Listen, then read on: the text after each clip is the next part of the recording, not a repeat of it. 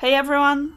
After much anticipation, I finally got to experience Hyperia at Thorpe Park. I was definitely hyped for the ride as I heard many positive reviews and a lot of praise. But did Hyperia live up to these standards? Well, yes and no. Let's take a deeper look. Hyperia at Thorpe Park is their new for 2024 MacRides Hypercoaster. This coaster is their first new roller coaster in 12 years. So naturally, there was a lot of hype around this ride.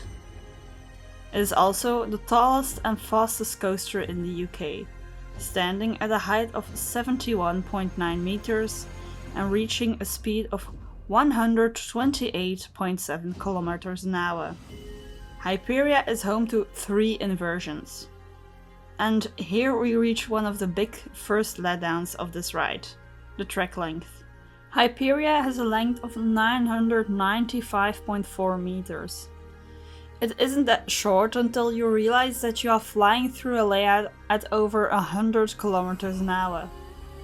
The total ride duration from drop to the brake run is 40 seconds, which is ridiculously short in my opinion. However, it does manage to pack a real punch during those 40 seconds. So let's take a look at the layout of Hyperia. You start your ride by taking an outer bank turn out of the station. Then you ascend a lift hill which has some of the best views I have ever seen on a coaster. Afterwards, you have your 180 degrees twisted drop. I expected a bit more from this drop, if I'm completely honest. It did get better throughout the day and I unfortunately didn't get the chance to have a back row ride. This means that I didn't get the best seat to experience the drop. From the ride that I had, I wasn't blown away. But I am sure that this drop would have been way better in the back. I definitely still prefer the drop on Conda and the Ride to Happiness, which both have stronger airtime. After the drop, you go into an Immelman, which did surprise me with some good airtime. Next, you go into what I think is the best element of the ride, and one of the best elements on a coaster, period. The outward banked airtime hill that turns into a barrel roll down drop. This element had me out of my seat from start to finish. It was truly an amazing element. Then you go into a stalled dive loop, which is fine, but nothing too insane. This leads us to the splashdown, which wasn't working at the time of riding. And it also leads us to the trims. These trims are also one of the big letdowns of Hyperia. These trims slow you down an awful lot. It completely kills the momentum of the ride. The last element is another smaller outward banked airtime hill. Because of the trims, you take this element at a slower speed. It does give some mild airtime, but it could definitely be better. At last, you take a final turn into an airtime hill that leads directly into the brake run. So that's Hyperia's layout for you. I definitely think that Hyperia has certain strengths and weaknesses.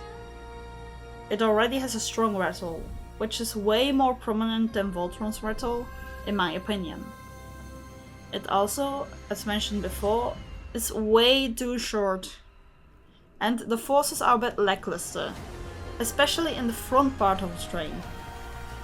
But all negative things aside, Hyperia also has a lot of positives. It has some good airtime moments dotted throughout the ride. The outer bank is just a work of art. I really like the presentation of the ride and it looks amazing on Thorpe Park skyline.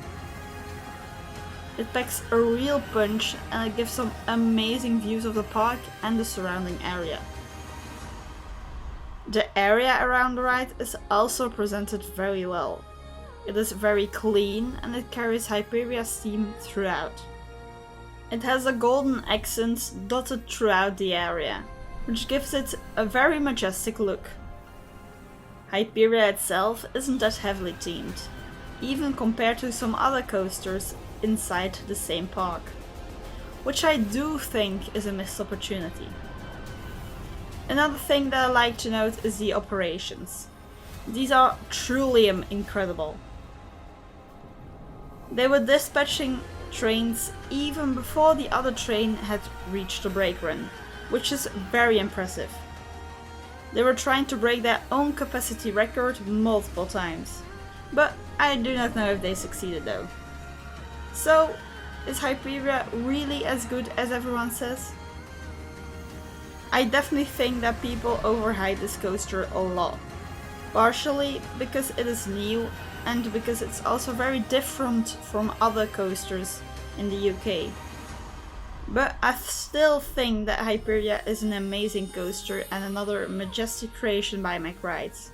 Is it a top 10 coaster in the world? No. Is it a lot of fun and very enjoyable? Hell yes!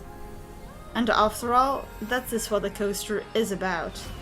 So go check out Hyperia for yourself. And if you have ridden it already, leave your opinion down below in the comments. Thank you for watching. If you enjoyed this review, please leave a like and subscribe for more coaster adventures. Bye!